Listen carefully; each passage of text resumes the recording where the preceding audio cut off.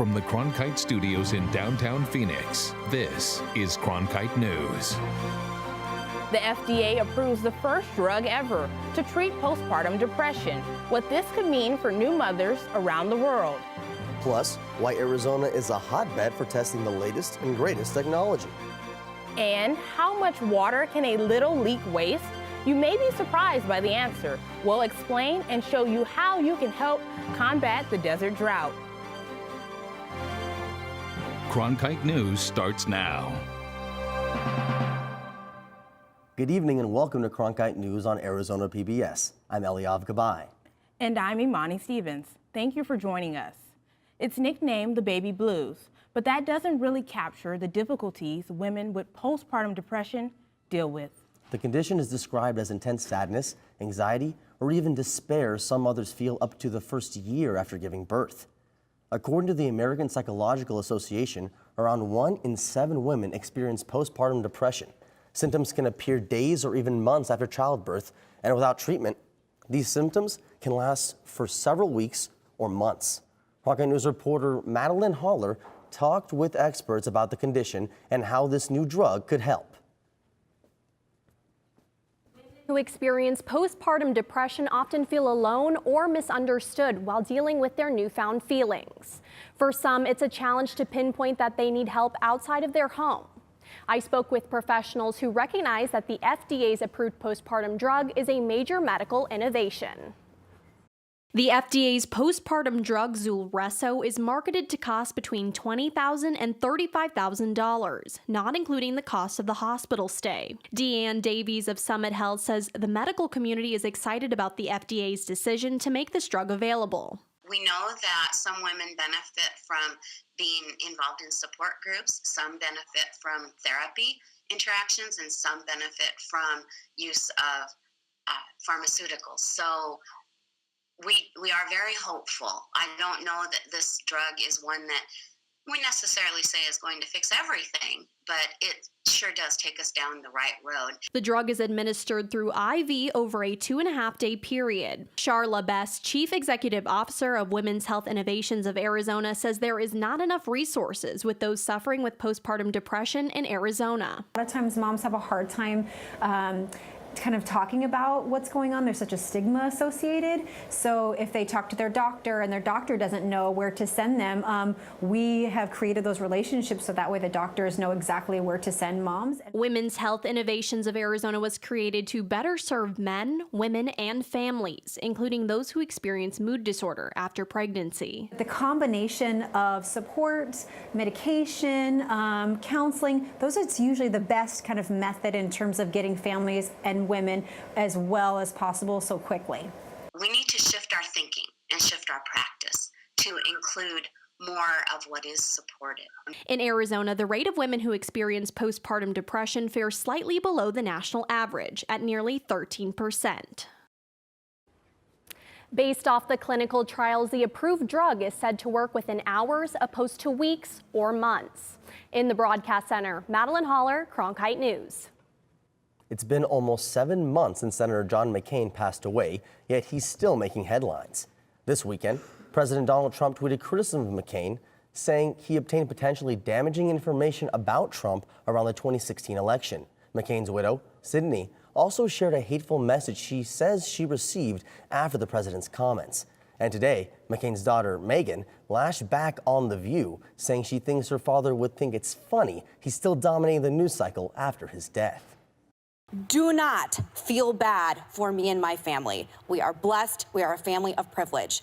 Feel bad for people out there who are being bullied, that don't have support, that don't have women of The View to come out and support their family. There are kids committing suicide because of cyberbullying online. There are people going through rough times. There are veterans who come back. We have 20 veterans a day committing suicide. Focus on these issues. These are the issues I beg the White House to pay attention to. But the president continued to talk about McCain, this time while visiting a tank manufacturing plant in Ohio today. I endorsed him at his request, and I gave him the kind of funeral that he wanted, which as president I had to approve. I don't care about this. I didn't get thank you. That's okay. Not my kind of guy, but some people like him, and I think that's great. Trump also criticized McCain for pushing for wars in the Middle East. Many tech companies are choosing to create and test groundbreaking technology right here in Arizona, which led us to be ranked number 16 in Wallet Hub's annual report for the most innovative states. Reporter Gabriela Becerra went to the 3rd annual Arizona Tech Innovation Summit and tells us about some of the new startups right here in our own backyard. Startups like Bird's electric scooters and Waymo's self-driving cars are at the forefront of Arizona's tech innovation conversations. But new legislation was the main focus at the summit today.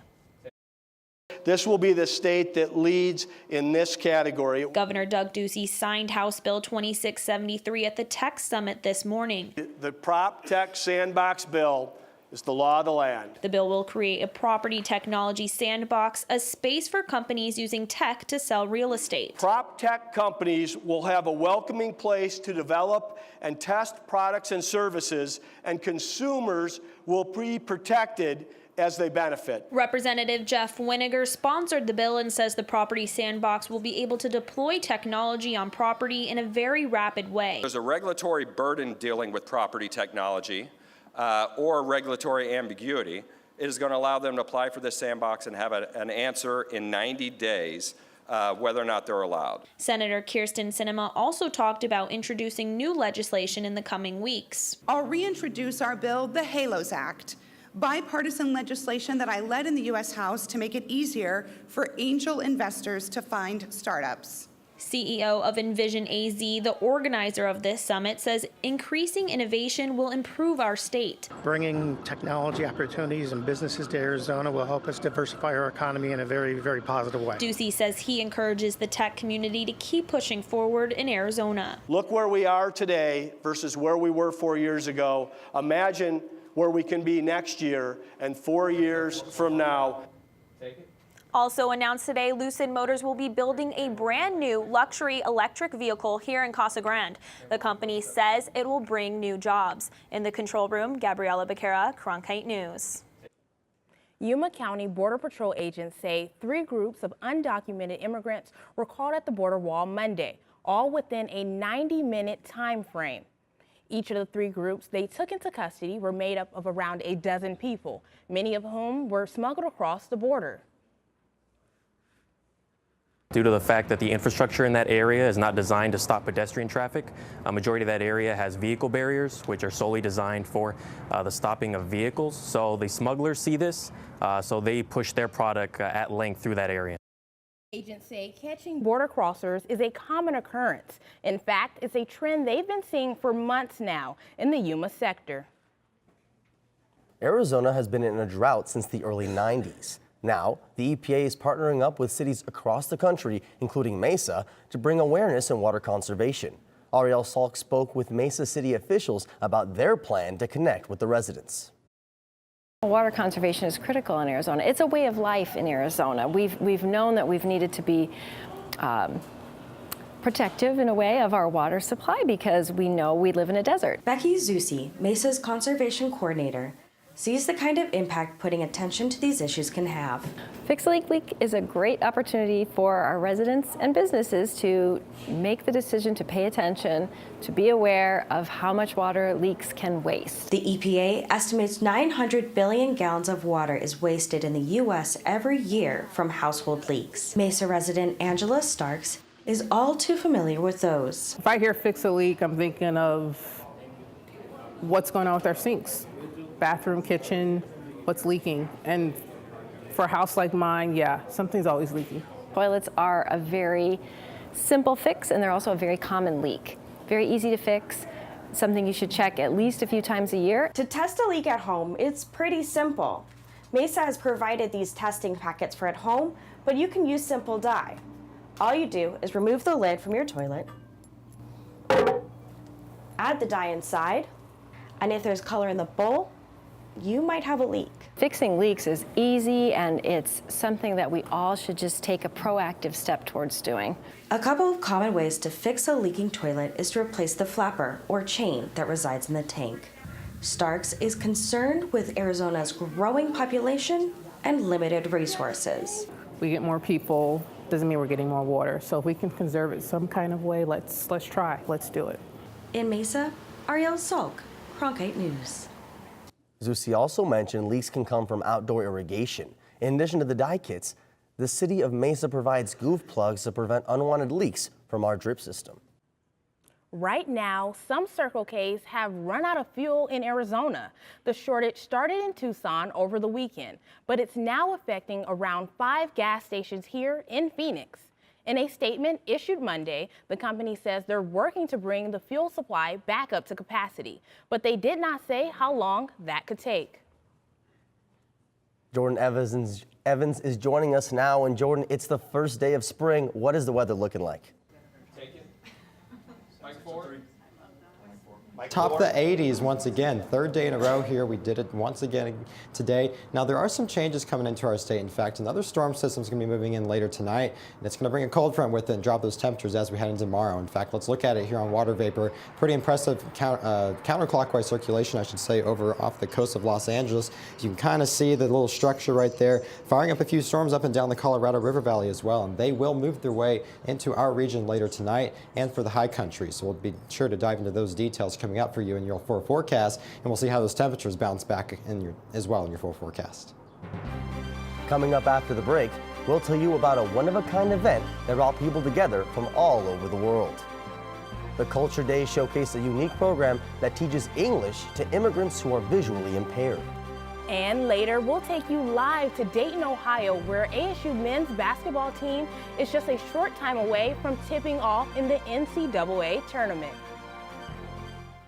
I'm Judy Woodruff, anchor and managing editor of the PBS NewsHour. The journalists of tomorrow face a fast-changing media landscape, but quality news remains vitally important to our communities, our country, and our world. At ASU's Walter Cronkite School of Journalism and Mass Communication, students learn solid, reliable reporting, holding the powerful accountable, and rebuilding the public's trust. The Cronkite School and Arizona PBS, preparing the next generation for a stronger future of journalism. With wildfires, a scarcity of water, and other environmental issues facing the Earth today, it's critical to stay up to date with local impacts of a changing climate. That's why we created Elemental, covering sustainability, a multimedia collaboration between public television and radio stations. From climate change to water conservation to renewable energy and much more, Elemental covers the latest in sustainability news. Find our stories on our website, elementalreports.com. By the year 2050, there will be more plastic in the ocean than fish. Before Professor Halden, I had an insane amount of passion, but I almost felt helpless because I didn't know how to use it. Professor Halden gave me a chance to make a difference. Being at a place like ASU allows you to take these big leaps. Ultimately, the biggest problems in the world cannot be solved alone. According to the American Foundation for the Blind, nearly 21 million people are considered blind or visually impaired in the United States. More than 100,000 of those live right here in Arizona. Cronkite News reporter Marcela Baedo had the chance to see how blind immigrants are learning the English language through a unique program. Marcela? We were there as this statewide nonprofit organization put on what they call a Culture Day, an initiative that provides services to blind immigrants, showcasing their one-of-a-kind ESL program, teaching students how to speak English. Close your eyes and now imagine attempting to learn a foreign language without being able to see what you're being taught. For blind people, that is their reality. Now imagine being blind, an immigrant, and trying to learn a language that is not your own. Savvy Services for the Blind provides a unique English as a second language program that's helping immigrant students in Arizona not only learn the language, but land jobs once they graduate. Very often it happens that in their country of origin they do not receive any training for the blind people. Due to that lack of training, the nonprofit decided to implement a non-visual English as a second language program. I use these to teach sentence structure or parts of the speech, and that will be subject and the verb and maybe a complement, and we will practice. I am Joanna. Here at Savvy, ESL instructors will use items and props like this dollhouse to teach their students English. They'll also even use things like a mouth to properly teach how to pronounce specific English words. We show the tongue in between the teeth. Maricela Gradias, a Mexico native, has spent 4 years in the program, and she's hoping to finally start her career soon, speaking the English she's learned. With this class, ESL class, have more opportunities in the plan of in the future. For example, in my goal is massage therapy. We usher in that independence so that when they do step out into the real world, they're not a liability to anyone. We can get them to gainful employment where they're living a quality of life that is pleasing to them. According to the American Foundation for the Blind, with over 173,000 visually impaired Arizonans, an organization like Savvy is hoping to reach more students so that they all know. It's not what you can see, but it's what you can do. Aside from their Phoenix location, Savvy has 2 more campuses, one in Tucson, the other in Yuma. They currently serve about 100 to 130 students for free across all their locations. In the Broadcast Center, Marcela Baeto, Cronkite News. The University of Denver announced they'll stop requiring prospective students to submit SAT or ACT test scores starting in the fall of 2020. The change is intended to allow more opportunities to students, including those that may lack resources to prepare for these tests. Students will now be accepted based on their high school transcripts, admission essays, letters of recommendations, and activities outside of high school. So we want to hear from you now. Do you think all universities should stop requiring SAT or ACT test scores in their applications? Just head to our Cronkite News Twitter feed to vote in our live interactive poll. So far, 52% of you say yes. So ASU is playing in the NCAA tournament tonight, but they're playing in Dayton, Ohio. Eliav, do you know why? Well, it's the first 4 of the first round of the NCAA tournament, and it's the second straight year ASU has played there. And up next, we'll take you there live to see how it's become the destination each March to start the madness. And Jordan, is it going to be nice enough to maybe fire up the grill here?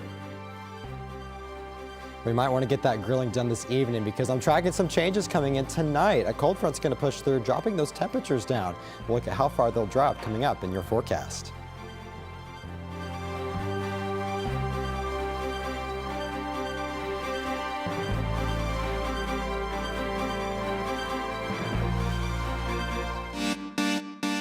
Stay in the know on the go. At Cronkite News, we work hard to report the facts and keep you updated, whether we're on set or on the scene. Taking it from the studio to the field. So I'm here in South Phoenix. In Phoenix, we're just a click away. Follow us on Facebook and Twitter, or find us online at cronkitenews.azpbs.org. If you're looking for one show that tells you what happened that day in the world of business, it's NBR. We saw a classic shipwreck. Nordstrom's opening stores. Triple-digit gains. Crude climbs. We're there to help our audience find new investment ideas. The market still has room to go up. Nightly Business Report is the longest-running business television program in history. Weeknights at 10:30 on Arizona PBS. A year ago, ASU men's basketball NCAA tournament began and ended in Dayton, Ohio, with the loss to Syracuse. The Sun Devils return to Dayton tonight for a matchup with St. John's, hoping for a slightly longer stay in college basketball's signature event. Chancellor Johnson went to Dayton to explain how the city has become the home of the tournament's opening act, the First Four. Maybe should go and meet with a realtor and maybe look to buy a house here because I'm here, a couple of years now. While Bobby Hurley might not have a home here, around this time in March, the NCAA does, as Dayton continues to play host to the First Four. We're the epicenter of college basketball, so that's a reason why this is our 19th straight year hosting the play-in games or the NCAA First Four. The First Four began in 2011, but Dayton's hosted the opening games of the NCAA tournament since 2001. And every year, hundreds of volunteers come out to participate. Yeah, it's a big economic impact. So it's almost $5 million of economic impact every year for the city. So and it really brings the city together. University of Dayton Arenas hosted more than 100 NCAA tournament games, the most of any venue in America. And each year, fans from Dayton and around the nation pack the 13,000 plus seat arena to watch 4 teams fight to continue their season. And, you know, greet them when they come and go to their practices and stuff to watch them. It's really awesome. The crowd is knowledgeable. These players, I think, appreciate how many people show up and support it. And I think Dayton now kind of considers themselves kind of unique in the fact that every year the first 4 is here. The city is in talks to keep the first 4 in Dayton past 2022.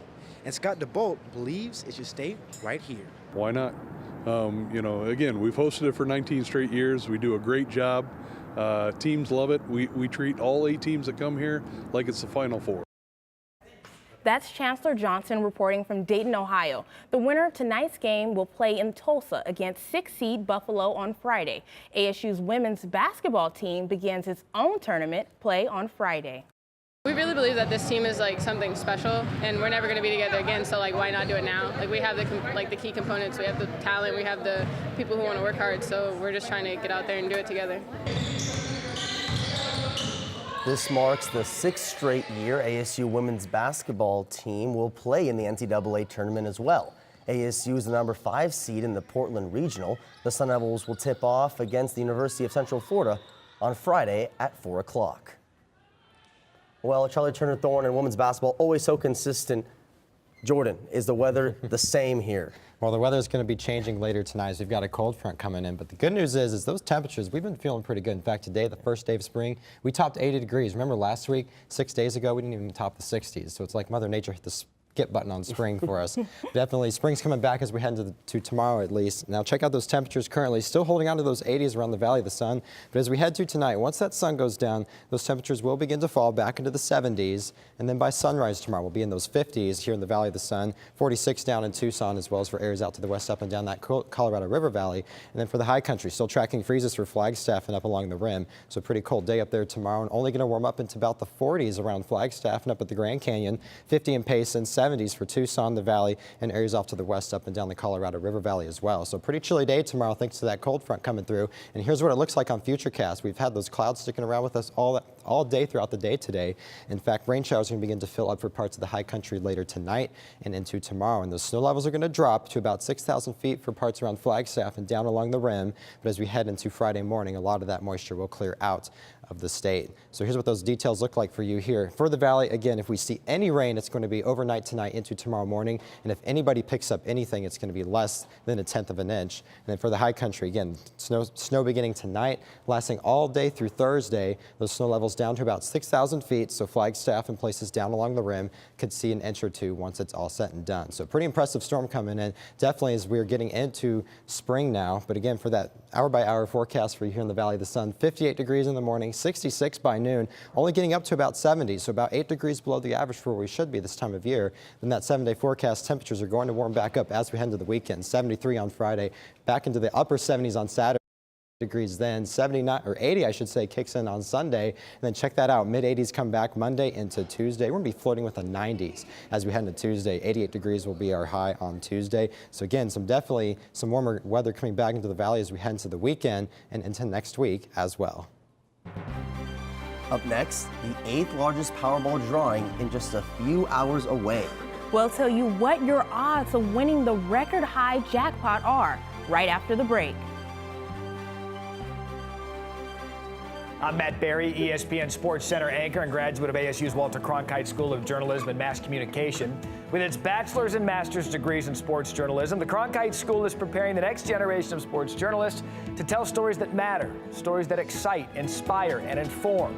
Cronkite immerses students in covering sports at all levels in one of the country's top sports markets. It's this hands-on experience under the guidance of award-winning sports media veterans that shape the top journalists of tomorrow.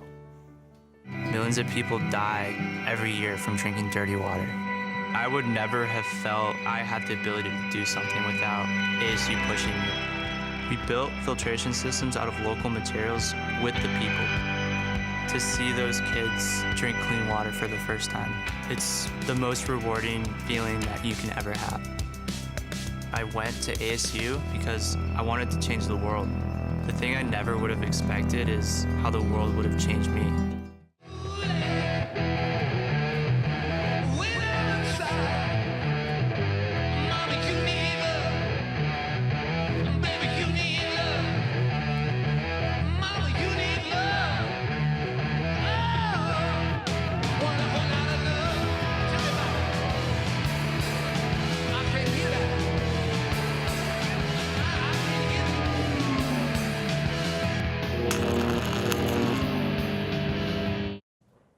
Are you feeling lucky? I know I am, Imani, and Powerball tickets are just $2 to play, and the big drawing is tonight. The jackpot is an estimated $550 million. It's the 8th largest Powerball jackpot on record. The cash option, if you win, is an estimated $335 million. Approximately 1 in nearly 25 Powerball tickets sold are winners, but the likelihood of winning the jackpot is 1 in 292 million, so best of luck. That's it for Cronkite News tonight. Thanks for joining us. For top Arizona stories anytime, go to cronkitenews.azpbs.org.